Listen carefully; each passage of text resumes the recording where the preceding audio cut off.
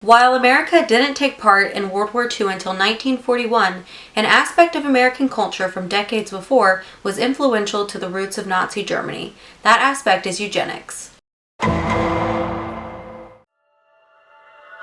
Eugenics, according to Time magazine, is the idea that the genetic quality of human populations should be improved over time by selective breeding practices. The ultimate goal of eugenics is to weed out inferior qualities of human beings, such as blindness, deafness, feeble-mindedness, insanity, promiscuity, and others, in order to create a perfect, superior race of people without these qualities.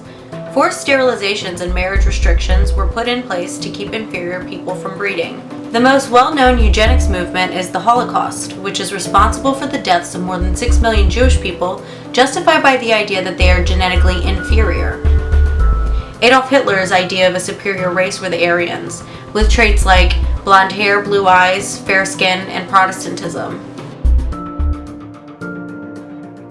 What many people don't know is that decades before Adolf Hitler did it, a eugenics movement swept across America. The frontier of the eugenics movement is the beloved West Coast, the Sunshine State itself, California. In 1909, California became the third state to adopt eugenics-promoting laws. By the 1930s, almost half of all forced sterilizations in the USA occurred in California. Forced sterilizations were surgeries that left genetically inferior people unable to reproduce, whether they consented or not. Sterilizations were forced on prisoners as late as the 1960s. One account of forced sterilizations challenged the legality of the entire eugenics movement. Carrie Buck was the first victim of forced sterilization in Virginia. She was 17 years old and had a child out of wedlock. Arthur Estabrook of the Eugenics Record Office examined her baby and concluded that she was below average. It was believed that Carrie inherited feeble-mindedness and promiscuity from her mother and passed it on to her own daughter Vivian. In order to prevent her defects from passing on to a new generation, she was sterilized. The decision was appealed to the Supreme Court, where Justice Oliver Wendell Holmes Jr. spoke the notorious words that would later be used by Nazis at the Nuremberg trials. It is better for all the world if, instead of waiting to execute degenerate offspring for crime or to let them starve for their imbecility, society can prevent those who are manifestly unfit from continuing their kind. 3 generations of imbeciles are enough. Carrie was sterilized because of false diagnoses. School records showed that her daughter Vivian was actually an honor roll student, disproving her feeble-mindedness. What about Carrie's promiscuity? Carrie, a child of the foster care system, was raped and impregnated by a relative of one of her foster families. Still, the Supreme Court ruled the sterilization fair and legal.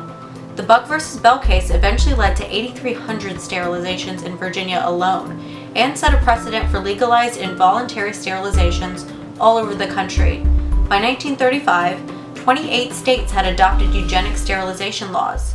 6 states had laws pending. How did the American eugenics movement get so popular? According to history, all it takes is a few big names to find an oppressive ideology and spread it all over the country. The names Andrew Carnegie and John D. Rockefeller remind people of philanthropy and the American dream. Perhaps what they should be known for is their financial contributions to the American eugenics movement. The Carnegie and Rockefeller institutions worked closely with the country's most esteemed scientists to conduct research on race theory and race sciences.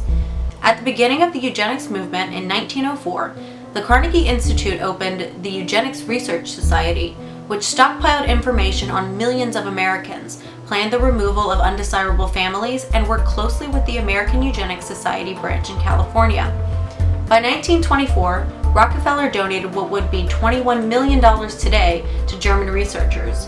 Rockefeller also granted tons of money to the Kaiser Wilhelm Institute in Germany, which researched eugenics and conducted experiments on Jews, gypsies, and others. The American Eugenics Society set up booths at county fairs around the country and had fitter family contests for genetically superior families. They made flyers which compared the breeding of animals to the breeding of humans. How long are we Americans to be so careful for the pedigree of our pigs and chicken and cattle, and then leave the ancestry of our children to chance or blind sentiment? Some flyers claim to weed out the unfit genetics in just 3 generations. The flyers made people feel responsible for the future of the human race, by claiming that personality traits like promiscuity, feeble-mindedness, and criminality were passed on genetically. It worked pretty well considering that around 60,000 unfit Americans were coercively sterilized. There is no doubt that Nazi Germany outshone America in eugenics, but race science still played an influential and disturbing role in American history. One could argue that had it not been for the American Eugenics Society, Hitler wouldn't have organized the world's most devastating eugenics experiment.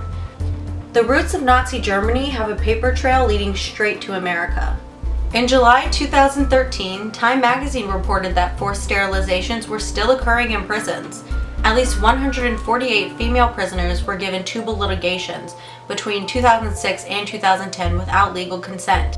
The immorality of eugenics and forced sterilizations applies to criminals just as it applies to free, unfit people. Whether it's the sterilization of imprisoned people or discrimination towards mixed marriages, race superiority still exists today in many forms.